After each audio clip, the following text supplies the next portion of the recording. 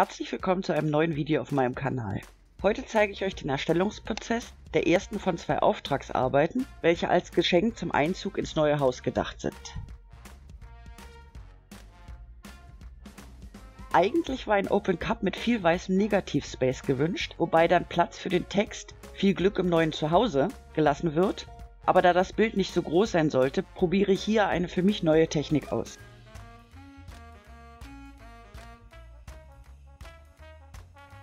Bei dieser Technik injiziere ich die Farbe kontrolliert mit einer Spritze in die weiße Basisfarbe und puste sie dann mit einem Strohhalm so auseinander, dass ich ausreichend weißen Space für den Text habe.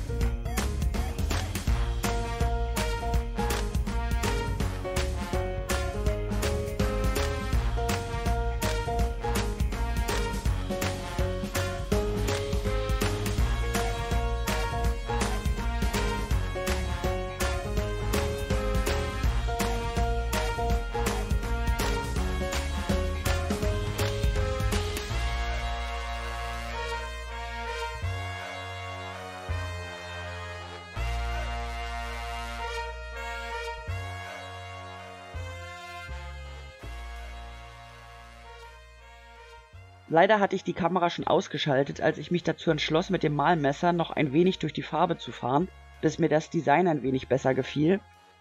Aber hier seht ihr das Ergebnis im getrockneten Zustand und ich blende mal ein, wie ich mir den Text vorstelle. Um eine Schablone zu erstellen, muss ich die Schrift erst ein wenig am Computer bearbeiten, damit ich keine geschlossenen Buchstaben habe, da sonst die Punzen herausfallen würden. Punzen sind die kleinen Räume, die sich in geschlossenen Buchstaben bilden, wie beispielsweise beim O oder beim A. In meinem Fall sind es halt E's und ein A.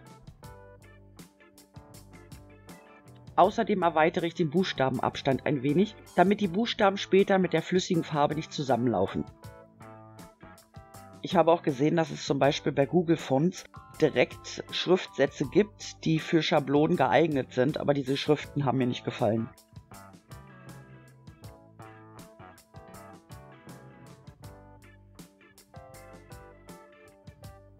Da ich keinen Schnittplotter zur Verfügung hatte und ich für ein paar Buchstaben keinen Aufwand betreiben wollte, habe ich den Text so gut es ging per Hand ausgeschnitten.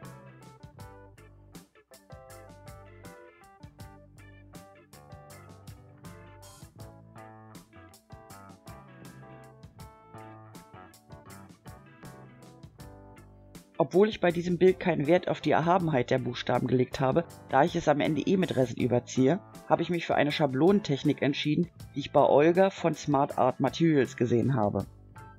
Sie trägt als erstes eine Schicht durchsichtiges Acrylgel auf und darüber die Farbe, damit sich die Buchstaben etwas vom Bild abheben.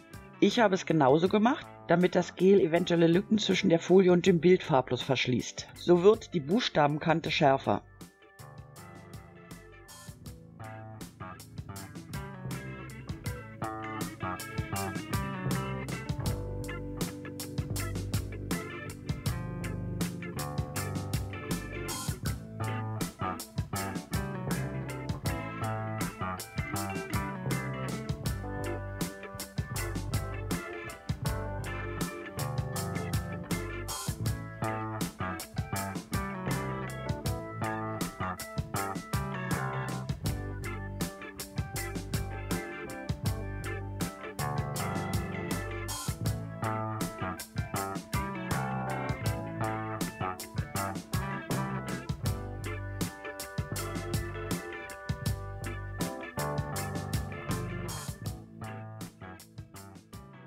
Ich trage hier verschiedene Farben auf, da ich einen bunten Schriftzug haben möchte, der sich besser ins Bild integriert.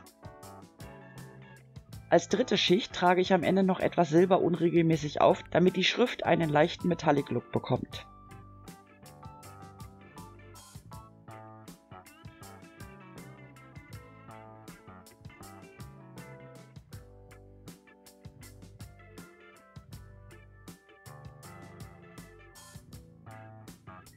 Ganz vorsichtig entferne ich das Klebeband und hebe die Schablone so gerade wie möglich an, damit ich so wenig wie möglich verwackle.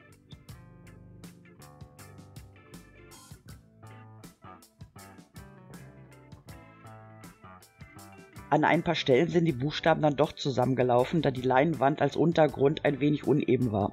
Aber das konnte ich gleich ganz einfach mit einem feinen Pinsel beheben.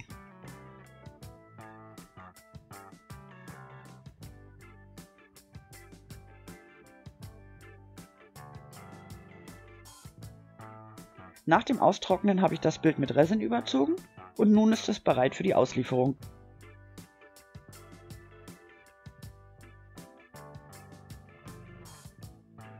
Wenn euch das Video gefallen hat und ihr mehr solche Videos sehen wollt, unterstützt mich, indem ihr ein Like und ein Abo dalasst. Tschüss!